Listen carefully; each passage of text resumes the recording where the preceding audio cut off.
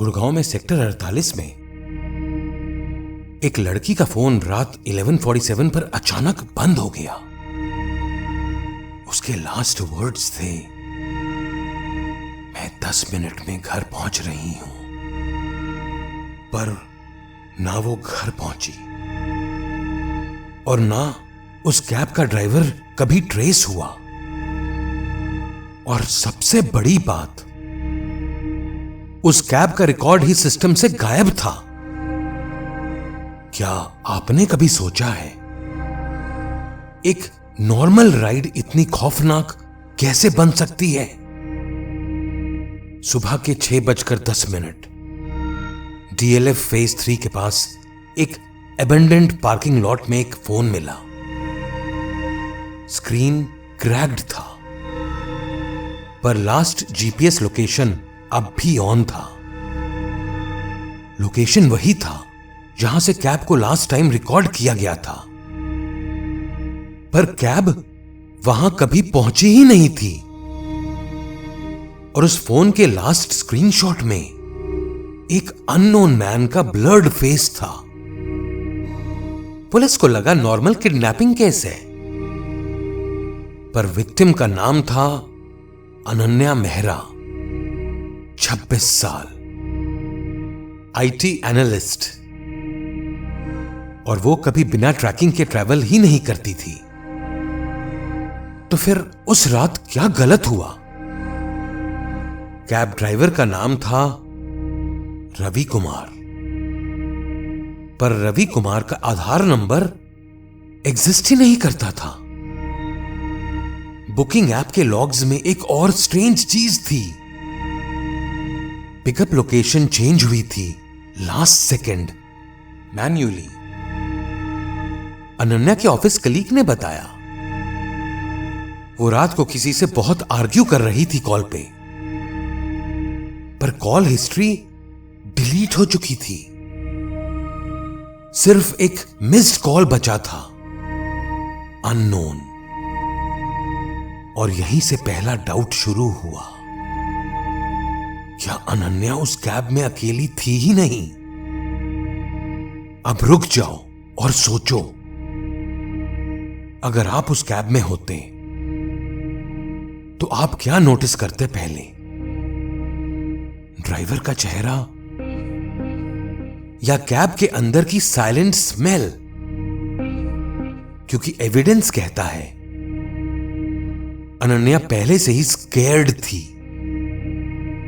उसने अपनी last voice note record की थी, अगर मैं गायब हो जाऊं तो check the second booking ID.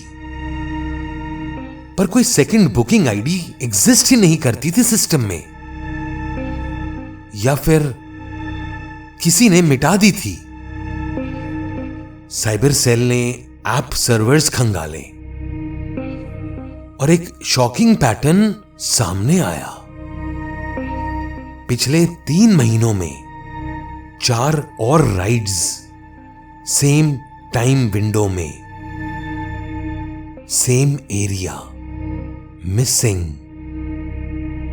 सब केसेस अनवेरिफाइड ड्राइवर कैंसलेशन बोलकर क्लोज कर दिए गए थे। पर उन सब विक्टिम्स ने एक चीज कॉमन लिखी थी, कैब में ऑलरेडी कोई बैठा हुआ था।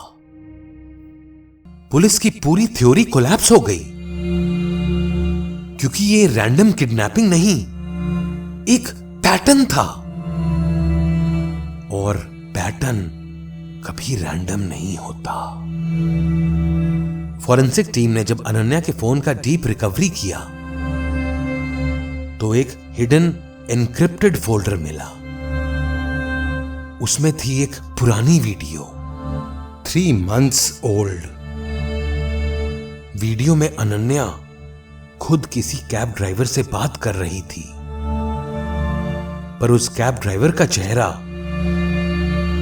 वही था जो लास्ट ब्लर्ड इमेज में था, रवि कुमार। पर शॉकिंग ट्विस्ट ये था, अनन्या ने ही उस कैब सिस्टम का बीटा टेस्टिंग फेज डिजाइन किया था।